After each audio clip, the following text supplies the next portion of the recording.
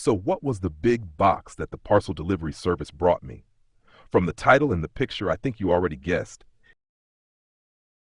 Inside the smaller box were a brake disc,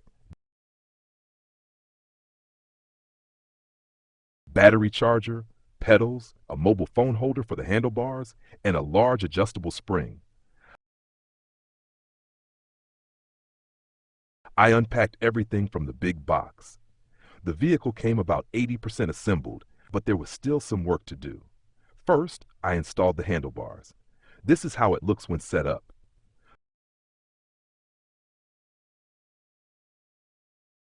The battery compartment opens up, and there's a power button, a locking key, and a covered charging port.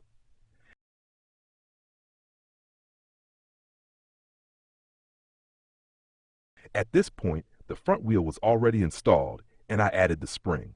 After that, I just had to attach the headlight and the front fender.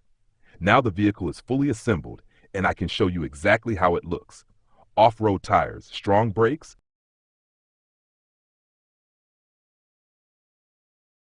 and a shiny front brake disc.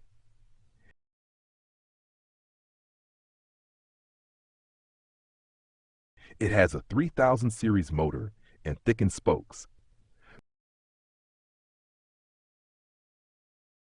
There's a rear brake light, working turn signals, and a surprisingly sturdy kickstand, better than what we've had on our gas-powered scooters. Here's a wide view of the whole thing.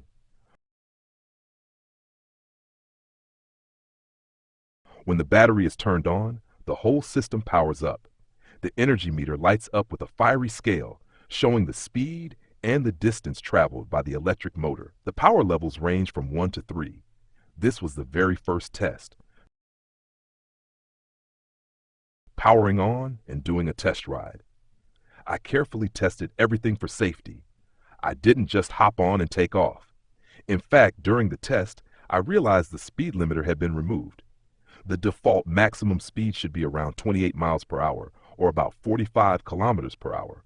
But I could feel the system had been configured for more power and speed. Still, I figured, testing is testing. It's important to try it without limits and see what it can really do. So I took it out on a gravel road. At first, I rode at level 1, then switched to level 2.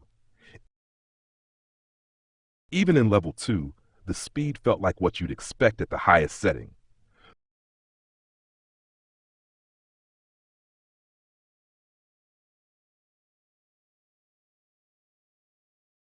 So the real question, what's the top speed?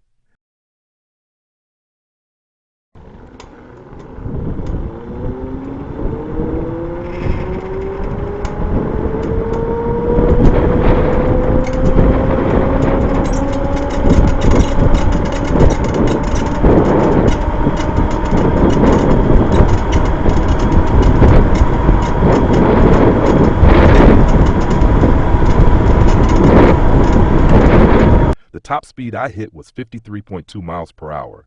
That's nearly 86 kilometers per hour. Without my heavy backpack and helmet, I might even reach 90.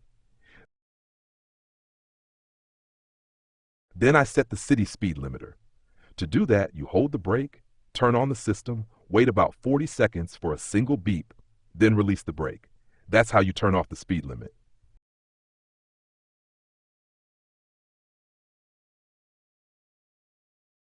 With that, speed is around 10 miles per hour at level 1,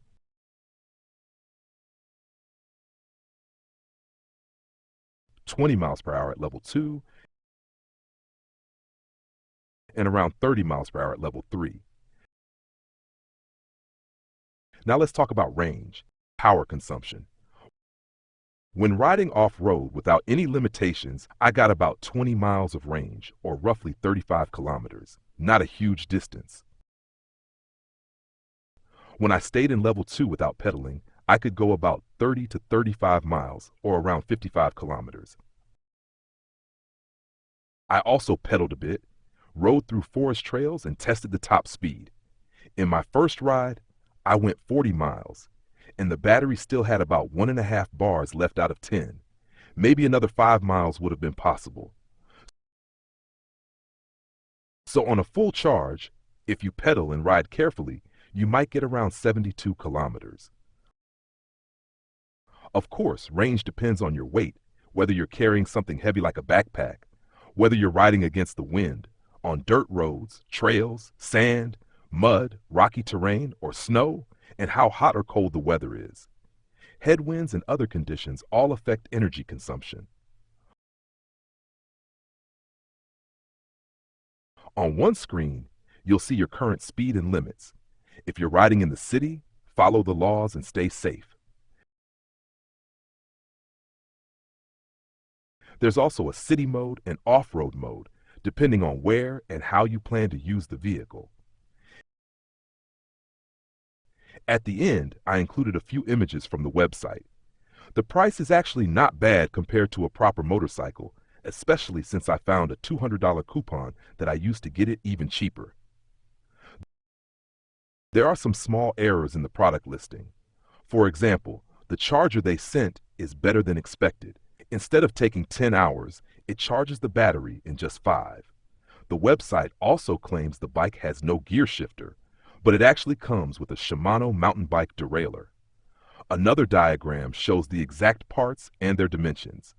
And finally, you can compare the differences between the Pro version, the basic X2, and the motorized variant.